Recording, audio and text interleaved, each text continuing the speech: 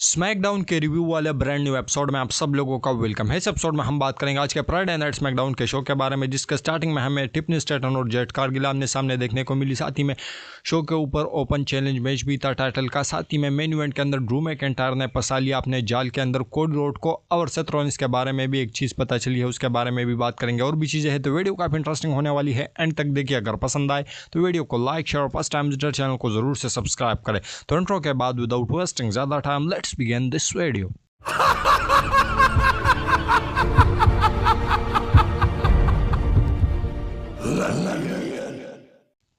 तो सबसे पहले जो शो की स्टार्टिंग है वो हमें देखने को मिलती है टिफनी स्ट्रैटन के साथ में। टिफनी स्ट्रैटन रिंग के अंदर होती है और कहती है कि भाई मुझे जेट कारगिल से कुछ नहीं चाहिए। अब वो निकल के सीधा सामने आया और कहे कि भाई उसने मेरे ऊपर अटैक क्यों किया। उसके बाद निक एल्डिस जो है वो निकल के सामने आते हैं और कहते हैं कि भाई तू compete करने लायक नहीं है, क्योंकि ऑलरेडी तेरे पैर में ज़ख्म है, तो इस वजह से जो नया जैक्स है वो यहाँ पर नहीं आएगी और कल का मैच पर तू compete नहीं कर सकेगी। इसके बाद नया जैक्स निकल के जेट कारगिल निकल के सामने आती है और वो कहती है कि भाई कल मैं तेरे से ये टाइटल लेने वाली हूँ। सिक्योरिटी गार्ड्स वगैरह भी आते हैं और कहते हैं कि भाई मैं ये टाइटल तेरे से लूँगी कल एसएनएमई के अंदर। और उसके बाद जो टिफनी स्ट्रैटन है वो अटैक करने की कोशिश करती है, लेकिन उसको सिक्योरिटी गार्ड्स वगैरह रोकते हैं वहाँ पर। इसके बाद जो नेक्स्ट चीज़ हमें शो के ऊपर देखने को मिला वो था इलिया ड्रैगनोव का ओपन चैलेंज, जिसको आंसर करने के लिए वहाँ पर आते हैं नेथन फ्रेजर, लेकिन उसके बाद तमाशो चैंपा भी निकल के आते हैं। उसके बाद जो इस दोनों के बीच में धक्का मुक्की भी हो जाती है, लेकिन उसके बाद इलिया ड्रैगनोव कहते हैं कि नेथन फ्रेजर पहले आया है तो इस वजह से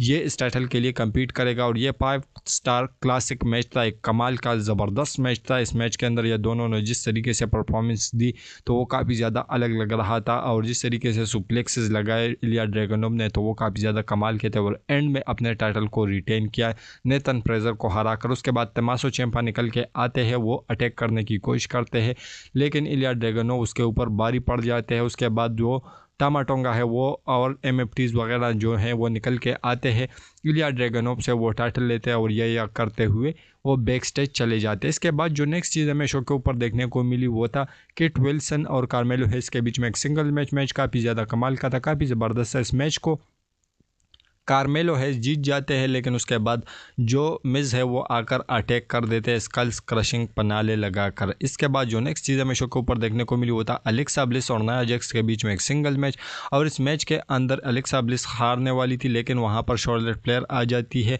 जो है एफ्रेन के ऊपर, और उसके बाद नया जैक्स जो है इस मैच के अंदर हार जाती है। इसके बाद जो नेक्स्ट चीज़ हमें शो के ऊपर देखने को मिली वो था जेसी मेटेओ और टामा टोंगा जो है वो पेश कर रहे थे एमसीएमजीज को। मैच काफ़ी ज़्यादा कमाल का था, काफ़ी ज़बरदस्त था, मल्टीपल इंटरफेरेंसेस हमें देखने को मिली, जिसकी वजह से जो टामा टोंगा और जेसी मेटेओ है वो विक्ट्री अर्न कर लेते हैं। इसके बाद जो नेक्स्ट और मेन इवेंट हमें शो के ऊपर देखने को मिला वो था कॉन्ट्रैक्ट साइनिंग, जहां पर कोडी रोड और ड्रू मैकिंटायर रिंग के अंदर होते हैं, निक एल्डिस भी होता है और कहते हैं कि भाई ये कॉन्ट्रैक्ट पर तुम दोनों साइन कर लो। उसके बाद जो कोडी रोड है वो साइन कर लेते हैं, लेकिन ड्रू मैकिंटायर के पास जैसे ही कॉन्ट्रैक्ट जाता है तो वो कहता है कि भाई मैं इसको साइन नहीं करने वाला। तो निक एल्डिस पूछते हैं कि क्यों, क्योंकि जो ड्रू मैकिंटायर है वो निक एल्डिस से कहते हैं कि भाई अगर जो मैच है उसके अंदर डिस्क्वालिफिकेशन हो जाती है या डबल काउंट आउट से जो है मैच फिनिश हो जाता है तो फिर भी टाइटल कोडी रोड के साथ रहेगी, या अगर इसने वैसी कोई हरकत की तो इस वजह से भी टाइटल इसके पास में रहने वाली है। तो मैं बराबरी चाहता हूं, और मैं बराबरी इस वजह से चाहता हूं कि अगर इस मैच के अंदर अगर कोई डिस्क्वालिफिकेशन भी हो जाती है तो फिर भी टाइटल मेरे पास आएगी। लेकिन निक एल्डिस इस बात पर मानते नहीं है और कहते हैं कि भाई इस अपॉर्चुनिटी का बहुत सारे जो बंदे हैं या सुपरस्टार है बैक स्टेज जो है वेट कर रहे हैं, लेकिन तुझको ये अपॉर्चुनिटी मिली है तो मैं उसको भी ये जाके दे सकता हूँ। ड्रू मैकिंटायर कहते हैं कि भाई जाके दे दो, वो जाने लगते हैं, लेकिन जो कोडी रोड है वो उसे रोकते हैं और कहते हैं कि भाई तू बराबरी चाहता है, चल दी तेरे को बराबरी, और निक एल्डिस उसको रोकते हैं, लेकिन कोडी रोड मना लेते हैं और कहते हैं कि भाई चल इससे साइन करवा ले क्योंकि मैं इसको बराबरी देने वाला हूँ। तो जो ड्रू मैकिंटायर है उसके बाद जो कोडी रोड है उसको थोड़ा सा उसके ऊपर शॉट्स वगैरह ले रहे थे और कह रहे थे कि मैं हूँ असल में अमेरिकन नाइटमेयर। और उसके बाद जो है जो ड्रू मैकिंटायर है वो उसके डॉटर्स के नाम वगैरह लेने वाले थे, लेकिन उसको आ जाता है गुस्सा, जिसकी वजह से ड्रू मैकिंटायर को पंचेस थ्रो कर देते हैं कोडी रोड, लेकिन जो ड्रू मैकिंटायर है वो वहाँ से सरक लेते हैं, पीछे से आते हैं, अटैक करते हैं और क्लेमोर हिट करके जो टाइटल है उसके पास जो है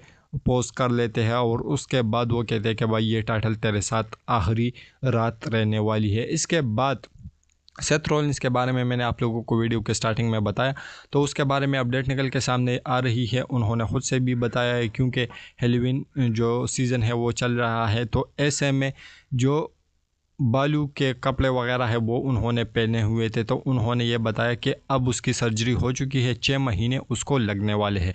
लेकिन ये सेथ रॉलिंस ने खुद से कहा है, तो ऐसा पॉसिबल है काफ़ी हद तक कि जो सेथ रॉलिंस है वो रसलमेनिया के लिए जो है वो कम बैक कर ले और वहाँ पर रसलमेनिया के अंदर वो हमें कम्पीट करते हुए दिखाई दे। तो यही कुछ चीज़ें थी। आप लोगों को कैसी लगी वेल इसके रिगार्डिंग अपने नीचे कमेंट सेक्शन में ज़रूर दीजिए। और हमारी जो आज की वीडियो तो यहीं तक की थी। अगर पसंद आए तो वीडियो को लाइक शेयर और फर्स्ट टाइम चैनल को ज़रूर से सब्सक्राइब करें मजीद ऐसे इंटरेस्टिंग वीडियोज़ के लिए। तो मिलते हैं नेक्स्ट वीडियो के अंदर काफ़ी ज़्यादा जल्दी। तो until that time goodbye, see you.